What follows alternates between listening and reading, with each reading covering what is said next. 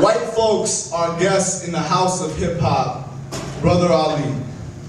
Iggy Azalea is asleep in hip-hop's guest room. When she got here, she didn't take her muddy boots off. She kicked the door in, marched up the stairs to the master suite, and lied down like she had worked for this. The next morning, she came downstairs, took her place at the head of the table, threw her feet on that table, and demanded the farmer's breakfast. Y'all know the one I'm talking about. That real big platter with a bunch of things that used to bleed. Then, you know, the meal that is made for those who have dug their hands in this red soil, those who know what it means to grow something. This is not the place that she grew up.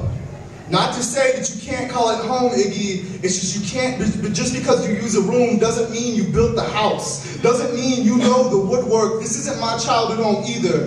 At 13, I just wasn't getting much sleep, and this was the first place I did. My hands do not know calloused.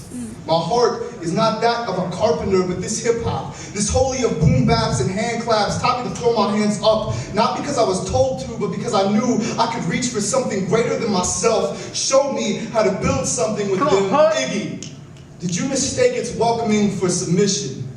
When you look at the culture, did you just see caricature? No one is saying you can't sleep here, just that you've got to stop taking credit for the roof over your head. And look, I get it. T.I. approves, so need I excuse those mean-eyed dudes who use the N-word and are like, it's cool, I've got black friends. No, this isn't about guilting you, it's about accountability. It's about that culture you claim to represent, that same culture that says we should better ourselves and our community. You took the sound of a place with red mud without knowing whose blood made it that way. Without knowing there was blood, without knowing there is still blood, without knowing whose hands it was on, without knowing those same hands tried to cover it up, without knowing when you make this satire, you are covering it up. Iggy, you have perfectly good hands.